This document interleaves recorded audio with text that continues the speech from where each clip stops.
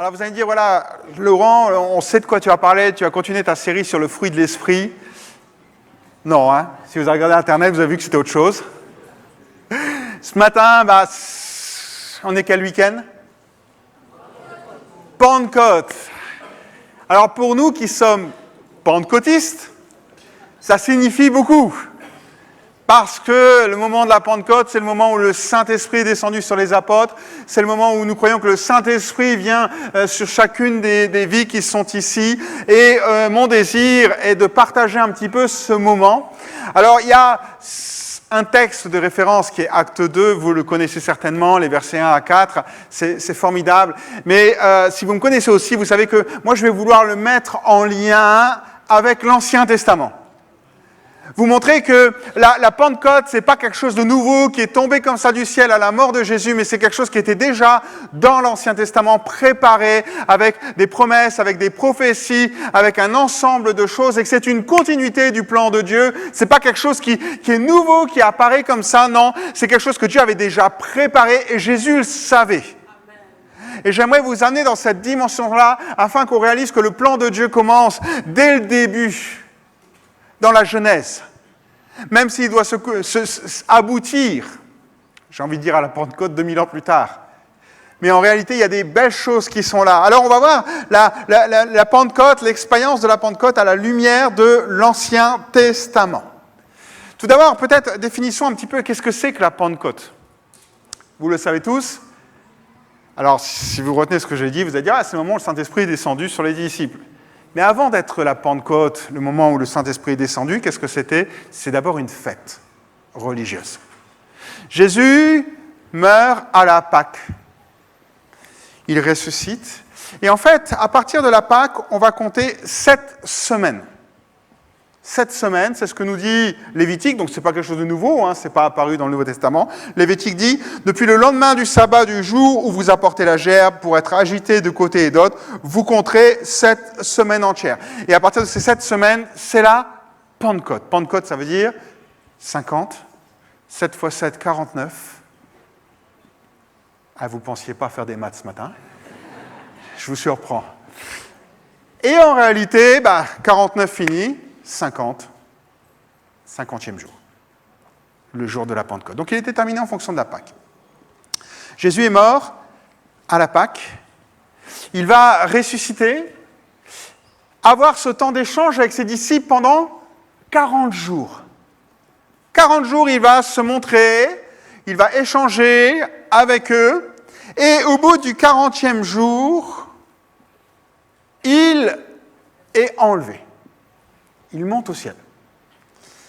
Et là, il reste avec une promesse qui est celle-ci. Acte 1, verset 5. Jean a baptisé d'eau, mais vous, dans peu de jours, vous serez baptisés du Saint-Esprit. C'est tout ce qu'il leur laisse, entre guillemets, tout ce qu'on voit dans les livres des Actes. Dans peu de jours, c'est quoi? Bon, c'est déjà plus qu'un. 2, 3, 10, 15, 1 mois, 6 mois. On sait qu'un jour peut être comme 1000 ans pour l'éternel. Sauf que le peu peut être beaucoup des fois. Peu de jours. Et là, les disciples, ils vont rester sur cette promesse. Et 10 jours plus tard, le jour de la Pentecôte, le Saint-Esprit descend alors qu'ils sont rassemblés. Ils sont environ 120 dans la chambre haute. Et là, le Saint-Esprit descend. Et on va lire le passage ensemble, acte 2, versets 1 à 4. Et c'est là que tout commence. D'ailleurs, on dit que c'est là que commence l'Église. C'est le moment où le Saint-Esprit descend sur les croyants. Le jour de la Pentecôte, ils étaient tous ensemble dans le même lieu. Tout à coup, il vint du ciel comme celui d'un vent impétueux. Il remplit toute la maison où ils étaient assis. Des langues semblables à des langues de feu leur apparurent, séparées les unes des autres, et se posèrent sur chacun d'eux. Et ils furent tous remplis du Saint-Esprit. Et se mirent à parler en d'autres langues selon que l'Esprit leur donnait de s'exprimer. Donc, on a ce moment, vous avez remarqué quelque chose, moi j'aime beaucoup le Seigneur, déjà, comme chacun d'entre vous, mais il est surprenant. Il ne les a pas prévenus le matin, ou la veille, attention, demain j'arrive. Ou ce matin, lors de leur méditation quotidienne, lorsqu'ils lisent leur Bible, comme chacun d'entre nous, qu'ils passent leurs 5 heures de prière avant d'aller au travail, comme chacun d'entre nous. Non, il n'a pas regardé, il n'a pas prévenu. La Bible nous a dit tout à coup. Ils sont là comme dans une réunion aujourd'hui, comme vous pouvez être là un mardi soir à une réunion de jeunesse, et tout à coup, les choses ne se déroulent pas comme d'habitude. Les choses deviennent différentes. Il y a quelque chose qui est en train de se produire que vous n'avez pas planifié, envisagé, que vous n'aviez pas prévu. Tout à coup. Tout à coup. Et Pierre va expliquer ça par la suite. Et je vais y venir en Acte 2, verset 14. Alors qu'on l'interroge, on dit, mais qu'est-ce qui se passe? Et c'est là que je vous dis que c'était préparé de bien avant. Pierre se leva, entouré des 11, et d'une voix forte, il dit à la foule, verset 16, « Mais maintenant se réalise ce qu'avait annoncé le prophète Joël. » Maintenant, prophète Joël, plusieurs centaines d'années auparavant. « Voici ce qui arrivera, dit Dieu.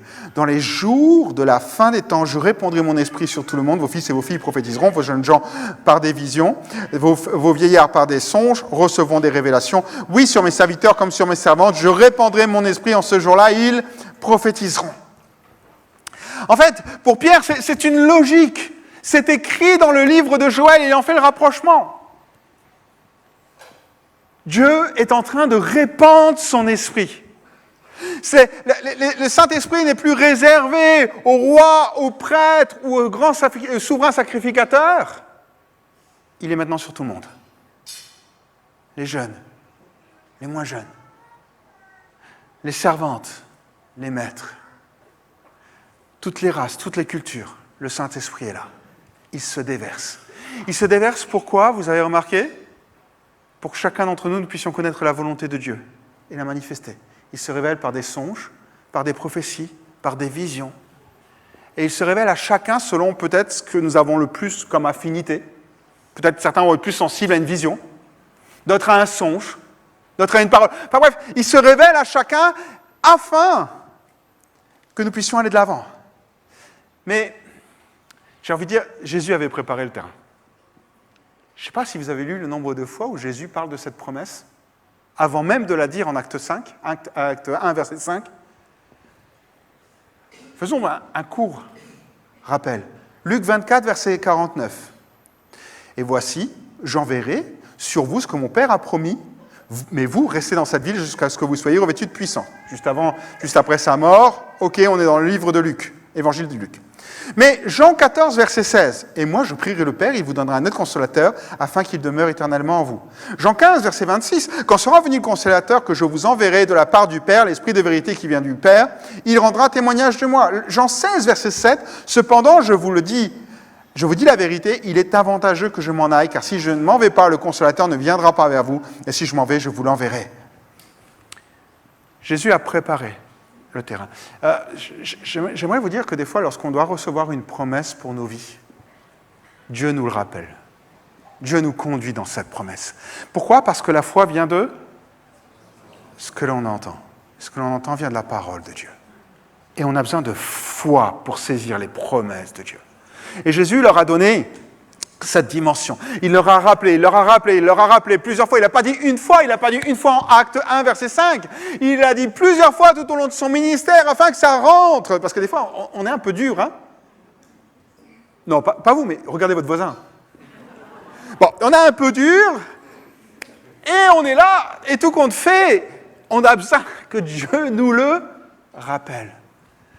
Pour qu'on le saisisse, pour qu'on le prenne par la foi. Pour qu'on l'accroche, pour qu'on, j'ai envie de dire qu'on s'accroche comme un pitbull et qu'on ne lâche pas cette promesse de Dieu.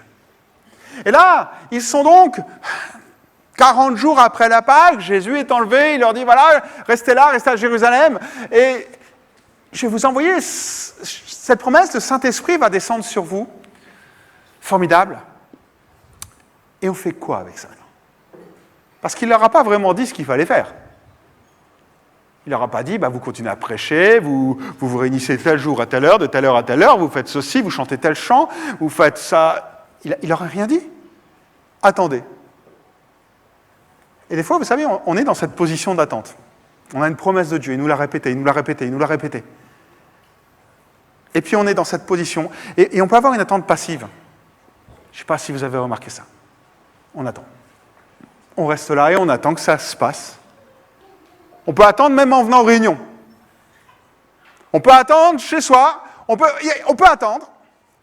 Mais tout compte fait, c'est pas ce qui est dans leur pensée. Ils vont pas faire une attente où, voilà, ils auraient pu retourner à la pêche comme ils l'avaient fait. Retourner travailler, retourner dans leur foyer, ou je ne sais pas quoi faire. Bon, bien que Jésus ait donné cette consigne, rester à Jérusalem, donc c'est difficile de pécher à Jérusalem. Mais voilà, ils auraient pu faire des tas de choses. Et là, il va s'en suivre quelque chose. Ils vont avoir une attente, j'ai envie de dire proactive. Ils ne vont pas rester passifs. Même si Jésus va leur dire, il y a quelque chose pour vous, ils vont activer la recherche de cette promesse. Et des fois, c'est peut-être la difficulté qu'on a, c'est qu'on reçoit des promesses de Dieu, et on se dit, je vais les recevoir, et on attend. Et des fois, on attend longtemps. Et là, on réalise, juste le Seigneur qui tape sur ton épaule dit, tu fais quoi là? Je te demande de le rechercher, pas d'attendre passivement. Recherche cette promesse. Et ils vont le faire au travers de la prière. D'ailleurs, c'est ce qu'il dit, Acte 1, verset 13 à 15, donc Jésus est parti, la promesse a été donnée en Acte 1, verset 5. Il est dit, dès leur arrivée, ils montèrent à l'étage supérieur de la maison où ils se tenaient d'habitude. C'était Pierre, Jean, Jacques et André, Philippe, Thomas, Barthélemy, Matthieu, Jacques, fils d'Alphée, Simon le Zélote et Jude, fils de Jacques. Et tous, d'un commun accord, se retrouvaient souvent pour prier. Alors ça ne veut pas dire qu'ils faisaient que ça, soyons honnêtes. Je pense que des fois, connaissant leur culture, ils allaient au temple. Ils allaient adorer sur place, peut-être faire des tas de choses, mais voilà. Mais c'était là. Et ils ont commencé à organiser, au travers de ce qu'ils avaient appris, ça ne devait pas être forcément parfait, ce n'étaient pas des pentecôtistes, ils ne parlaient pas en langue à l'époque, ils n'avaient peut-être même pas de musiciens avec. Mais ils ont commencé à prier. Ils ont commencé à prier. Ils ne sont pas restés à attendre. Et prier, et le premier jour, il ne se passe rien. Et le deuxième jour, il ne se passe rien. Et le troisième jour, il ne se passe rien. Et le quatrième jour, il ne se passe rien. Et le cinquième jour, vous allez commencer à connaître le refrain là. Il ne se passe rien. On va jusqu'à 10. Mais moi, j'imagine qu'à un moment, au bout de 5 jours, combien d'entre nous, on aurait dit, écoute, c'est n'importe quoi, je vais retourner à mes activités. Et bien, si vous ne l'auriez pas fait 5 jours, vous l'avez peut-être fait à 6, parce que 6e jour, il ne s'est toujours rien passé. Et on continue, parce que ce qui est plus fort, ce n'est pas notre ressenti, ce n'est pas ce que nous on croit, ce n'est pas nos doutes. Ce qui est le plus fort, c'est les promesses de Dieu sur lesquelles on va s'appuyer. Et si Jésus a dit quelque chose, ça va se réaliser. Peu importe le timing, peu importe le quand, puisqu'il appartient à l'Éternel. Mais notre détermination est basée non pas sur notre ressenti, sur le temps qui passe, sur les effets, ce qu'on voit, ce qu'on ne voit pas, il est basé sur ce que la parole de Dieu dit. Et si Jésus a dit que le Saint-Esprit descendrait, je fais un raccourci, alors le Saint-Esprit descendra. S'il a dit qu'il fallait attendre à Jérusalem, alors il faut attendre à Jérusalem. Et puis donc il descend, il ne les a pas prévenus, il ne leur a pas dit c'est le grand jour, ou après l'heure de la prière je viendrai, non, ou après vous avez dit telle parole, chantez tel chant, non, il ne dit rien de tout ça, parce que tout compte fait, ce n'est pas si important tout ça. Mais par contre, Jésus les avait enseignés. Jésus leur avait dit ce qu'il faudrait faire pour recevoir le baptême du Saint-Esprit. Qu'est-ce qu'il leur avait dit? Luc 11, verset 13. « Si donc méchants comme vous l'êtes, vous savez donner de bonnes choses à vos enfants, à combien plus forte raison le Père Céleste donnera-t-il le Saint-Esprit à ceux qui le lui demandent ?» Il les avait enseignés. Demandez. Demandez. Sous-entendu, si on demande à Dieu, ça s'appelle comment? La prière. Il les avait enseignés, en fait, on s'aperçoit qu'ils ne sont pas si seuls, on a l'impression qu'on a un verset qui les invite à attendre une promesse, mais Jésus les a formés tout au long de ce temps. Il leur dit, voilà, demandez. Pourquoi c'est important de demander? Parce que lorsqu'on demande quelque chose à Dieu, on exprime notre dépendance envers Dieu. On manifeste qu'on n'est pas assez puissant, qu'on n'a pas les possibilités, les capacités de vivre ce qu'il nous demande ou autre chose, ou de saisir ses promesses. On dépend de toi, Seigneur. Et recevoir le baptême du Saint-Esprit, souvenez-vous, dans la Bible, il y a ce Simon le magicien qui voit les gens être baptisés de Saint-Esprit, il va voir les apôtres, il dit, « Oh, si je vous donne de l'argent, vous pouvez me l'octroyer ?» Et bon, je vous passe ces détails, mais il n'a rien compris, parce que c'est Dieu qui le donne. Et pas nous. Pas nous.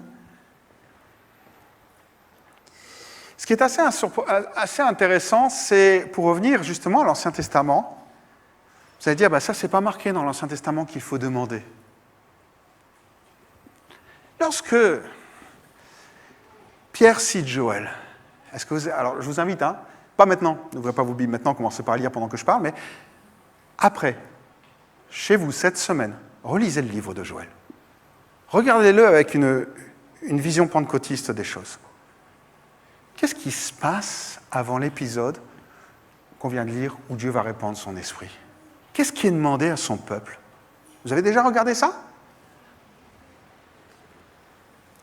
Joël 3, 1, bon, ça dépend le découpage de vos Bibles, mais le passage que Pierre a lu, il est dit ceci. « Après cela, moi je répandrai mon esprit sur tout le monde et vos fils. » Après quoi? Après quoi? Bon, on va le lire ensemble. Après quoi? Si on regarde Joël 1,14 pour ne lire que ça. Publiez donc un jeûne, convoquez une réunion cultuelle, rassemblez les responsables du peuple avec tous les habitants du pays au temple de l'Éternel, de votre Dieu, suppliez l'Éternel. Ou encore, Joël chapitre 2, versets 12 et 13. Mais maintenant, encore, l'Éternel le déclare, revenez donc à moi, revenez de tout votre cœur, avec le jeûne, avec des larmes, avec des lamentations. Déchirez votre cœur et non vos vêtements, et revenez à l'Éternel, lui qui est votre Dieu, car il est plein de grâce, il est compatissant, il est lent à la colère, il est riche en amour, bref, il est bon. Il est bon. Si vous voyez à quoi je fais référence dans ce que Jésus dira, un bon père donne de bonnes choses à ses enfants. Et ça se caractérise par son amour, ça se caractérise par sa compassion, sa grâce. En réalité, quand on regarde le livre de Joël, la promesse est délivrée dans le cadre d'un jeûne et prière. Vous l'avez lu comme moi, plusieurs fois. Je m'arrête déjà sur cette première condition, cette première caractéristique. Qu'est-ce que ça symbolise un jeûne et prière? Alors ça ne veut pas dire, je ne sais pas si les apôtres jeûnaient, il n'y en est pas spécifié. Ce n'est pas ça le plus important. Parce qu'un jeûne est caractérisé par un état d'esprit, ce n'est pas juste arrêter de manger. Sinon, il y en a plein qui le font. Il y a des cures de diète à droite et à gauche, où les gens partent pendant 1 semaine, 3 semaines, sans manger. Bon, ils jeûnent, Mais en fait, quand on jeûne dans la Bible, c'est quoi? C'est dire, Seigneur, je vais mettre de côté certaines choses qui sont essentielles à mon corps, parce que je veux me rapprocher de toi pour nourrir mon âme. Ça manifeste un désir où on est capable de mettre certaines choses de côté parce qu'on veut plus de Dieu. Parce qu'on veut plus de sa présence. Tout compte fait, ça manifeste notre désir, ce qu'il y a à l'intérieur. Et ça se manifeste par des actes concrets. Lorsque les disciples sont là et qu'ils prennent, des grains de blé, et les pharisiens disent « Mais tes disciples, ils jeûnent pas !» Enfin, c'est peut-être même pas cet épisode-là, mais ils lui font cette remarque. « Tes disciples ne jeûnent pas !» Et Jésus leur dit « Mais ils n'ont pas besoin de jeûner, je suis là. » Jeûner, le premier objectif du jeûne, c'est de se rapprocher de Jésus. Ça montre une soif, ça montre une faim, ça montre une détermination, ça montre une envie qu'on a d'aller plus loin avec Jésus. Et c'est ça. D'ailleurs, je ne sais pas si vous avez prêté attention aux textes qui sont là. Bien sûr, il y a un jeûne. Mais Joël emploie des mots comme « supplier l'Éternel ». Revenez donc à moi, revenez de tout votre cœur. Déchirez vos cœurs, revenez à l'Éternel. Ça montre bien l'intention qui est là. C'est quoi notre intention? Les disciples, quand ils étaient là, et moi j'en suis persuadé, dans la chambre haute, ils n'étaient pas juste dans une réunion de prière lambda. Ils étaient en train de déchirer leur cœur devant Dieu. Peut-être en réalisant leurs conditions, peut-être en réalisant leurs manquements, peut-être en réalisant la tâche qui est en face d'eux et qu'ils n'arrivent pas à réaliser, qui est impossible. Et ils sont en train de déchirer leur cœur. Dire, Seigneur, on a besoin de toi. Tu as fait cette promesse d'envoyer le consolateur. Et on a besoin de toi. On a besoin du consolateur. On a besoin de ce qui est là. Ils ne sont pas juste dans un moment de prière, Seigneur, bénis-moi. Mais vraiment un moment où c'est les cœurs qui s'expriment plus que les intellects. Les cœurs qui s'expriment. Et c'est ce qu'on retrouve. Mais, encore une fois, Jésus l'avait dit. Jean 7, versets 37 à 39, le dernier jour, le grand jour de la fête, Jésus se tenant debout, s'écria « Si quelqu'un a soif », et la soif représente toujours ce désir intense de quelque chose. Si quelqu'un a soif, qu'il vienne à moi et qu'il boive. Celui qui croit en moi, des fleuves d'eau vive couleront de son sein, comme dit l'Écriture. Il dit cela de l'Esprit que devaient recevoir ceux qui croiraient en lui. Car l'Esprit n'était pas encore, parce que Jésus n'avait pas encore été glorifié. Avoir cette soif. Jésus a dit que quand il reviendrait, il ne sait pas s'il trouvera encore la foi sur cette terre. Est-ce qu'on a encore cette foi ? Cette croyance qui est animée, qui est motivée par la soif de voir les choses de Dieu, de voir le miracle, pas juste dans notre vie, mais de manière générale. Cette soif qui est là, au fond de nous-mêmes. C'est ce désir ardemment d'être baptisé du Saint-Esprit. Est-ce qu'on le veut vraiment ? Est-ce qu'on est encore assoiffé ? Et alors qu'ils sont là, dans cette atmosphère, en train de prier, en train de dire « Seigneur, descends, on t'en supplie, viens à notre secours, sans toi on n'est rien. On a vu, quand on a cru que tu étais mort, on est tous repartis chacun de notre côté. Et là, maintenant, tu nous as demandé d'attendre, on attend, mais on ne sait même pas ce qu'on attend. À part le Saint-Esprit, on ne sait pas comment ça va se manifester, on ne sait pas ce qui va se passer, on ne sait rien. Si ce n'est qu'on doit attendre. Et ils sont dans cette attente. Ils savent très bien ce qu'ils sont capables de faire sans Dieu. Ils sont capables de le renier, de s'enfuir, de retourner à leur vie de tous les jours, de ne plus prier, de ne plus... Et c'est pareil pour nous. On est capable de vivre notre vie de tous les jours sans Jésus et sans le Saint-Esprit. Et là, alors qu'ils sont en train de prier ce 10e jour, ça commence par un bruit de vent.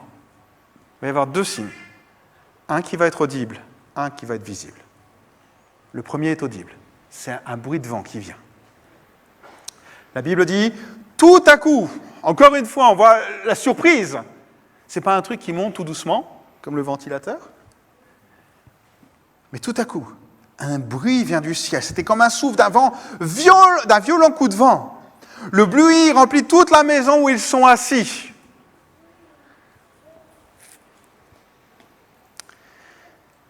Pourquoi, vous n'avez jamais posé la question, pourquoi le vent ? Imaginez-vous juste un instant. On est à la place des 12, ou des 120. Et là, on sait qu'on attend quelque chose, mais on a besoin quand même de la certitude que ça vient de Dieu. On ne peut pas vivre juste une expérience, parce qu'on sait très bien que nous-mêmes, on est très subjectif, on peut ressentir des choses, vivre des choses, et est-ce que ça vient vraiment de Dieu ? Est-ce que ça vient de nous ? On se pose souvent la question, non ? Ça nous arrive. En tout cas, c'est légitime. Mais ça peut aussi venir d'ennemis de nos âmes. Puisque lui aussi accomplit des miracles. Et lorsque cet événement qui va changer l'histoire de l'Église va arriver, ils ont besoin, et nous aussi, on a besoin de la certitude que ça vient de l'Éternel. On a besoin de cette certitude. Et Dieu le sait, et pour vraiment marquer, surtout devant les Juifs qui vont être là, pour que Pierre se lève et commence à expliquer les choses, il faut qu'il soit d'aplomb. Vous avez dit, il était rempli de l'esprit, certes, mais il faut quand même qu'il soit d'aplomb, qu'il soit sûr que ce qu'il a vécu, c'est la volonté de Dieu. Mais en réalité, on s'aperçoit, lorsqu'on lit l'Ancien Testament, que plusieurs fois Dieu parle au travers du vent. L'un des exemples les plus flagrants auxquels vous pensez tous là. Élie.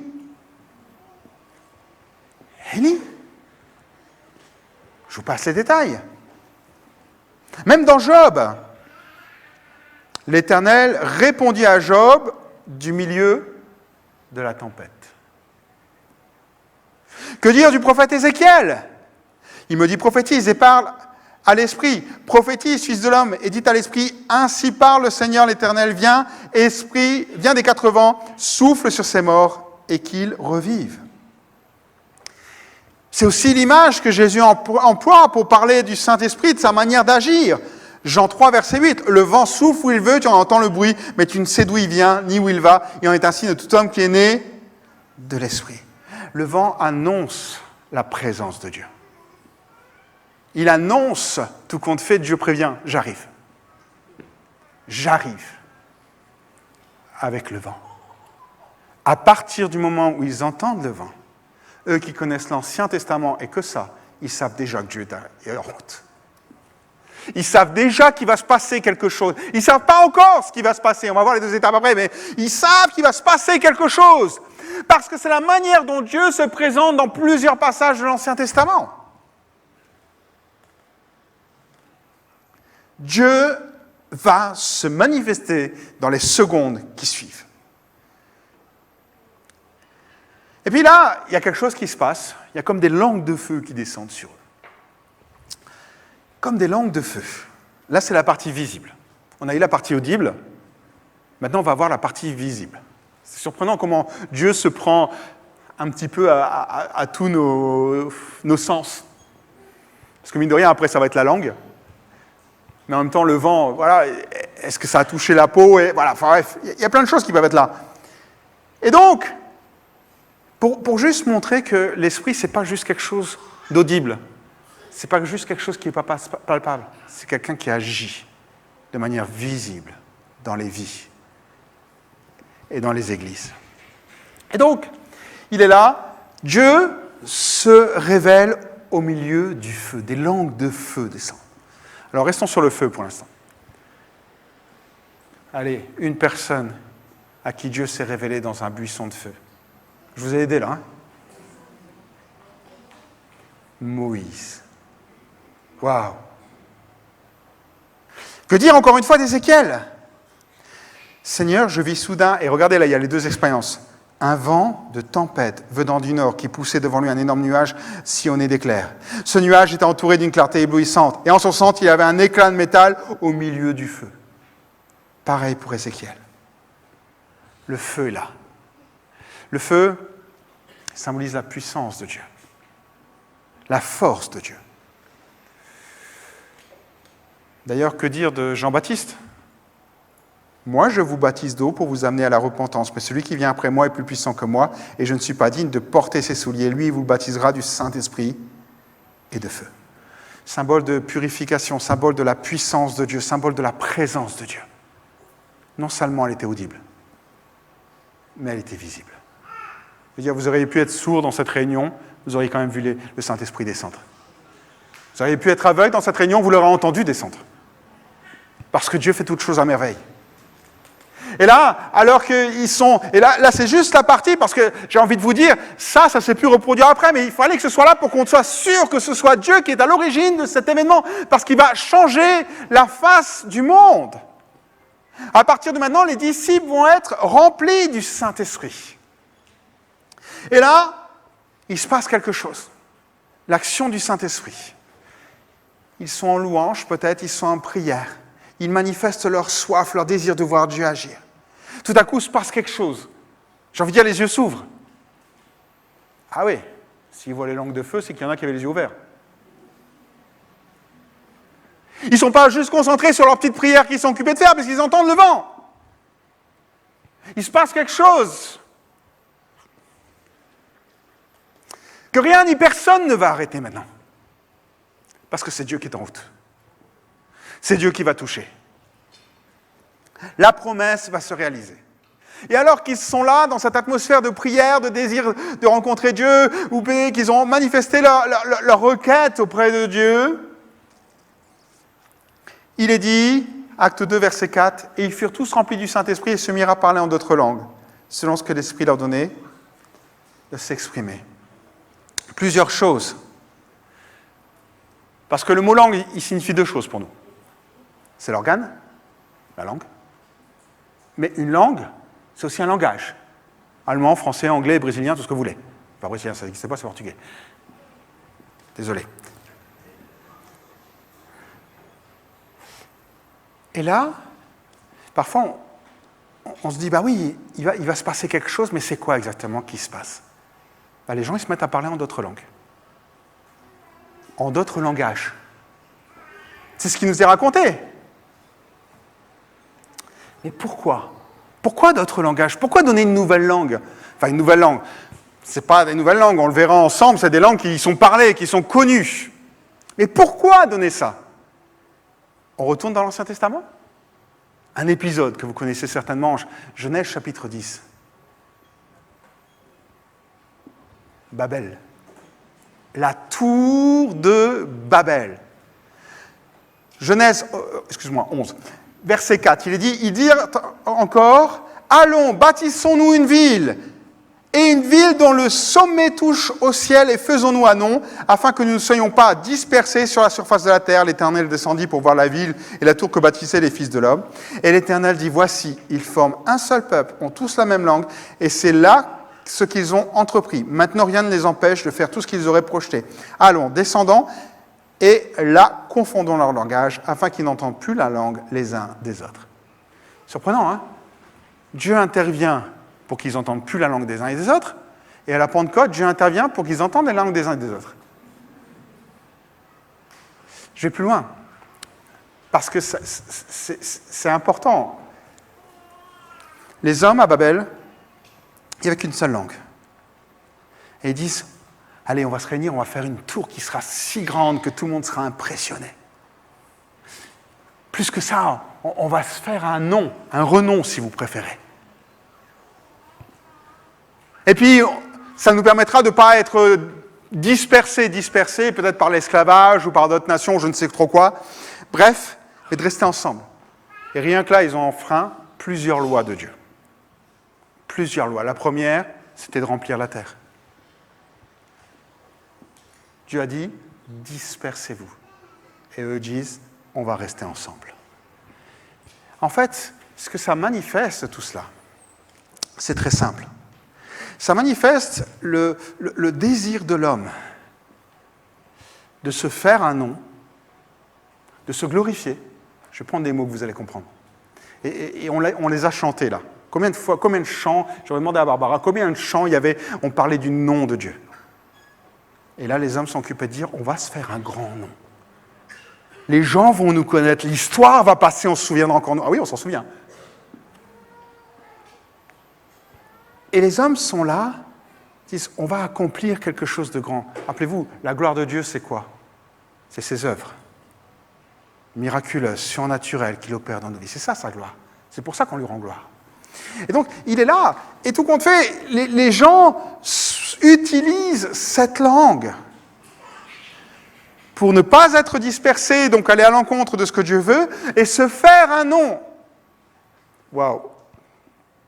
On l'a chanté tellement dans je crois, 2-3 chants à peu près. Seigneur, ton nom est grand. Vous imaginez juste un instant, là, les Babyloniens, les habitants de Babel, comme vous voulez, ils s'occupaient de dire, allez, on va chanter notre nom est grand. C'est ça qu'ils sont en train de faire. Et Dieu dit, mais alors ce que je vais faire, c'est très simple, ils rentrent dans le tout compte fait, dans ce qu'on va appeler l'orgueil, dans ce qu'on va appeler...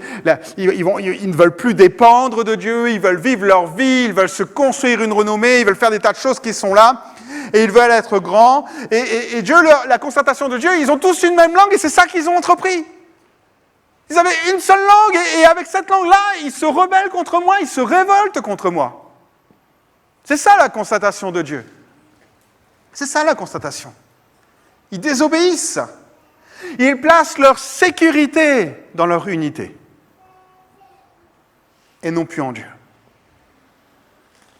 Et là, vous connaissez l'histoire, Dieu descend, confond les langages, plein de langues. C'est de là que les langues naissent. Et ce qui est assez surprenant, c'est que juste après ce passage, quel est le personnage qui arrive?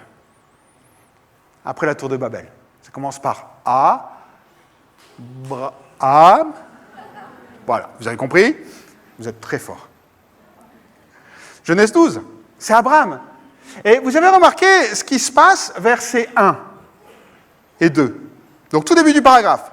L'Éternel dit à Abraham, va-t'en de ton pays, de ta patrie, de ta maison, de ton père, dans le pays que je te montrerai. Bon, déjà, question dispersée, aller ailleurs, c'est fait. Je ferai de toi une grande nation.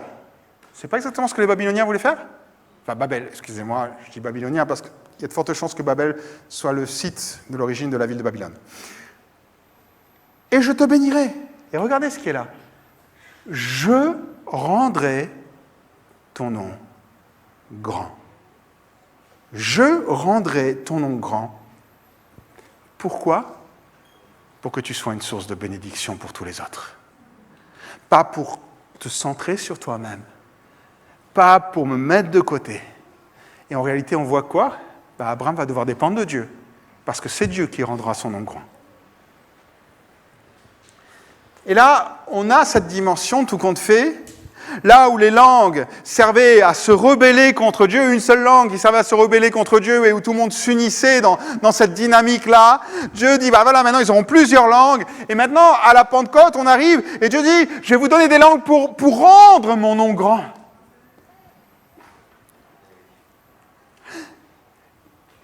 Lorsqu'on lit la suite de notre passage dans les Actes, est-ce que vous êtes déjà amusé à compter le nombre de langues qui sont citées? 15. 15 langues sont citées. Elles vont de ce qu'on appellera l'Afghanistan, en passant par l'Iran, en passant par l'Irak, autour de Jérusalem. Elles font toute la Turquie, elles descendent en Égypte, elles vont en Libye, elles vont à la capitale de Rome, elles vont en Crète, elles vont en Jordanie. On a 15 langues qui sont citées pour 12 apôtres. Ça veut dire qu'il y avait plus que 12 apôtres qui? Je pense que vous étiez convaincus. Hein? Il n'y a pas que les apôtres qui ont parlé en langue. Il y en a plein qui parlaient en langue. Et là, les gens disent, mais on les entend parler. On les entend parler dans notre propre langue. Et le miracle, il est là. C'est que tout compte fait, ces gens-là parlaient des langues qu'ils n'avaient pas apprises à l'école. Ils parlaient des langues qu'ils n'avaient pas apprises. Je pourrais vous citer beaucoup de témoignages là-dessus, de gens qui parlaient des langues qu'ils n'avaient pas apprises et qui étaient comprises par d'autres. Mais c'est ça, le parler en langue. C'est parler des langues qui ne sont pas apprises. Et maintenant, ces langues vont servir à dire des merveilles sur Dieu plutôt qu'à glorifier l'homme à la tour de Babel.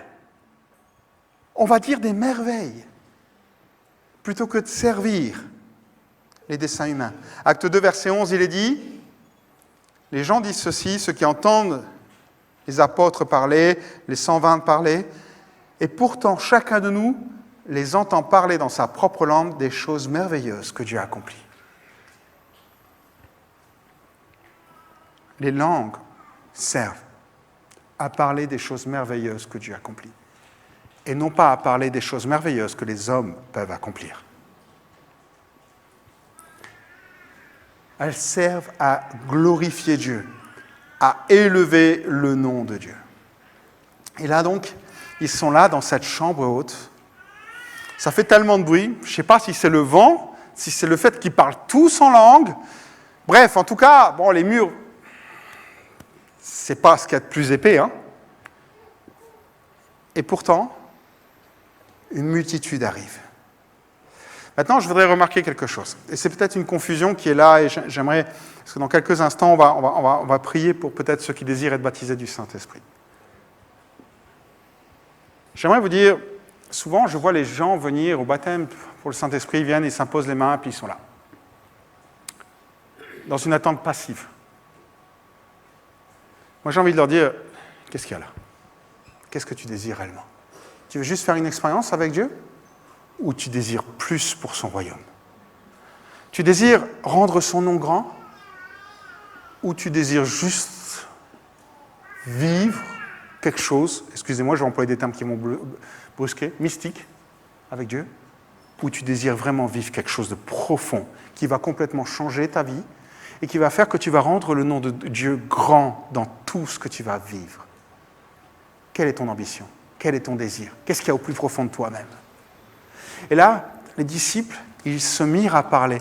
Alors c'est ça qui est assez intéressant, c'est ils se mirent à parler selon ce que l'Esprit leur disait de dire. il y a cette coopération entre le Saint-Esprit, il y a ce juste équilibre qui est là. Il y a une inspiration qui vient. Il y a quelque chose qui vient, qui naît, une présence de l'Esprit qui est de plus en plus forte, qui monte en puissance. Un désir peut-être de se laisser aller à ce qu'il y a là, mais sous lequel on reste toujours au contrôle. Parce que c'est ça le parler en langue. Qui parle? Ce n'est pas le Saint-Esprit. Il est marqué « il parlait » selon ce que l'Esprit leur donnait de s'exprimer. Donc le Saint-Esprit les pousse. Il est là, il y a quelque chose qui bout à l'intérieur. Il y a ce désir qui est là, il y a ce feu, il y a peut-être ce combat qui est là, cette tempête qui se fait à l'intérieur. Mais au final, la bouche peut rester fermée si la personne refuse d'aller jusqu'au bout. Parce que c'est une coopération. On ne parle pas de notre propre chef, mais le Saint-Esprit ne parle pas sans nous non plus. Si on refuse de parler, le Saint-Esprit ne le fait pas. Donc ils se mirent à parler dans notre langue, une langue qu'ils n'avaient jamais apprise. Ils vont le faire à voix haute. Mais surtout, en coopérant avec le Saint-Esprit. J'aimerais conclure ces instants et inviter les musiciens à s'approcher. Pour beaucoup de gens, aujourd'hui, et c'est peut-être déplorable, c'est peut-être vraiment attristant quand je vous le dis, quand j'y pense. Pour beaucoup de gens, le Saint-Esprit est devenu une force, qu'il faut absolument qu'elle se manifeste dans les réunions. Alors oui, c'est vrai, c'est le dynamisme, c'est ce que la Bible dit. Mais le Saint-Esprit n'est pas qu'une force, il est là pour nous donner la force d'accomplir les projets de Dieu. Il est là pour nous donner la force lorsque tu vas témoigner à quelqu'un. Il est là pour te donner la force lorsque tu passes par des épreuves. Il est là pour te donner la force quand tu vas le servir, que ce soit à l'école dimanche, à l'accueil ou n'importe quel endroit, ou même dans la louange comme nos frères et sœurs là. Il est là pour te donner la force que tu n'as pas naturellement. Pourquoi? Pour rendre le nom de Dieu grand. Uniquement, pas pour nous rendre grands, pour rendre le nom de Dieu grand. Et je termine avec un dernier verset. Jean 16, verset 7. On l'a lu tout à l'heure. Cependant, moi je vous le dis, la vérité, il est avantageux pour vous que je m'en aille, car si je ne m'en vais pas, le défenseur ne viendra pas à vous, mais si je m'en vais, je vous l'enverrai. Combien d'entre nous on réalise ce matin? Je ne vous demande pas d'acquiescer parce que vous êtes de bons chrétiens, vous avez lu votre Bible. Combien d'entre nous réalisent que c'est un avantage d'être baptisés du Saint-Esprit et de les laisser agir au travers de nous, de le laisser nous donner la force d'accomplir sa volonté. Jésus le dit, il est avantageux que je m'en aille. Il est avantageux que je parte.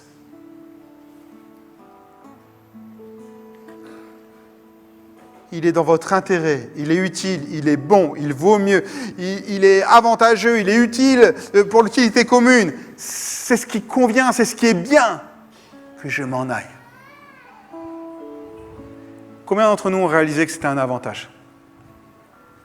Je ne vous demande pas la théorie, je ne vous demande pas que ce soit là, je vous demande que ça descende ici. Que ce soit comme un souffle, comme un désir au fond de vous-même. Dire, Seigneur, je veux connaître ça. Je veux que ce soit un avantage dans ma vie. Je veux qu'il y ait quelque chose de neuf dans ma vie. Je veux rendre, et je le répète encore, ton nom grand. L'Église des premiers siècles était une Église qui était persécutée, d'une manière ou d'une autre. Et en même temps, elle était consciente de ses faiblesses.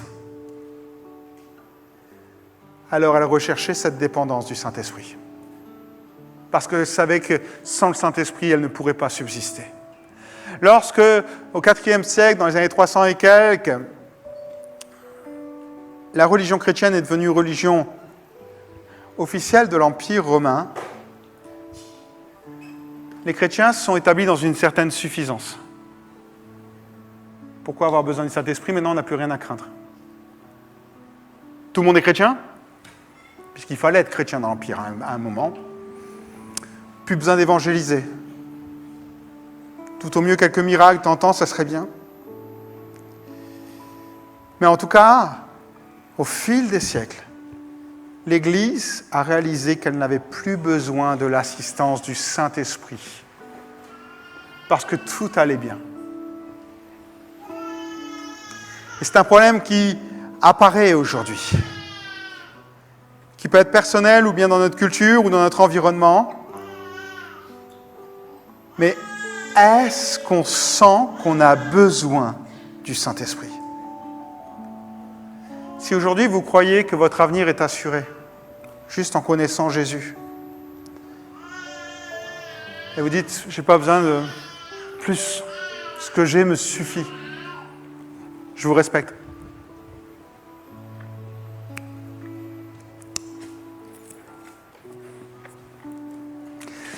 Mais j'ai presque envie de vous dire, non, je vais vous le dire, mais Dieu il veut plus.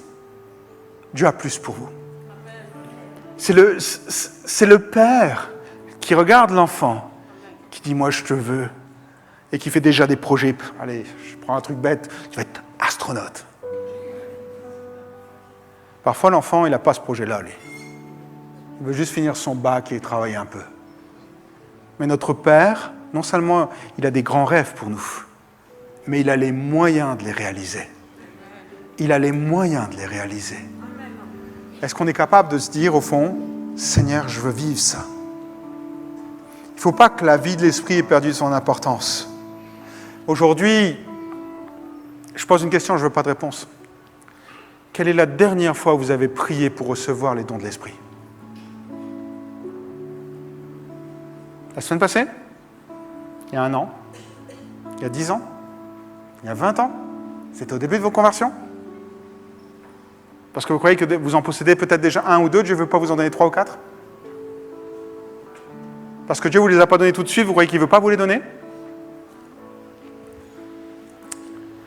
Alors oui, c'est un avantage. Est-ce qu'on peut... Et j'aimerais simplement vous inviter à vous lever là où vous êtes à votre place. Je vais vous inviter à, tout doucement, baisser les têtes, les fronts, fermer les yeux. Et je vais vous inviter à peut-être écouter la tempête qui s'est peut-être déchaînée à l'intérieur de votre cœur. Peut-être ce désir qui est en train de monter. Je ne parle pas de culpabilité. Je parle juste de désir qui est là. Peut-être que tu es juste en train de prier et Dieu est en train de dire, c'est pour toi. J'ai des projets plus grands pour toi. Je veux faire autre chose pour toi. Alors, est-ce que tu vas rester passif ou est-ce que tu vas devenir actif dans cette recherche? Est-ce que tu vas dire, cette promesse, elle est pour moi? Ce que j'ai reçu peut-être et que j'ai marqué dans un cahier ou que j'ai souligné dans ma Bible depuis si longtemps, elle est pour moi et j'y crois aujourd'hui? Et je vais m'en emparer? Est-ce que tu as toujours soif de ça? Ou tu es passé au-dessus? Ce matin, je ne vais pas aller plus loin. Mais j'aimerais inviter 2 types de personnes à venir devant. On va prier pour vous. Première personne, j'aimerais que ceux qui désirent être baptisés du Saint-Esprit puissent s'approcher.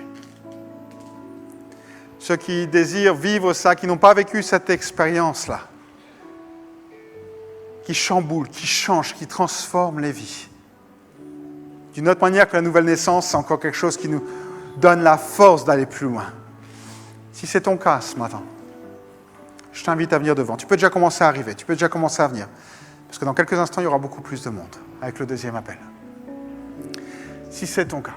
Lorsque les gens viendront prier pour vous, vous leur dites juste, je vais être baptisé du Saint-Esprit. Et maintenant, je vais faire un 2e appel. Je vais inviter tous ceux qui ont besoin d'être renouvelés ce matin. Tous ceux qui ont besoin d'être renouvelés dans leur vie spirituelle. tous ceux qui sont là au fond d'eux-mêmes et qui disent « Seigneur, il y a des choses que j'ai perdues, j'ai plus ce désir, j'ai plus cette flamme en moi, j'ai plus ce vent qui me poussait à faire des choses parfois que je ne comprenais pas mais qui étaient dans ta volonté. J'ai besoin d'être renouvelé dans ma foi, dans mon engagement, peut-être même dans ma vie spirituelle, mes dons qui sont là. » Si c'est ton cas ce matin-là aussi, je t'invite à venir devant. Je vous invite à tout doucement vous approcher. Ce matin, on veut vivre un temps. Qui sait? Si tu n'es pas là ce matin, parce que simplement, Dieu veut faire quelque chose de fort avec toi.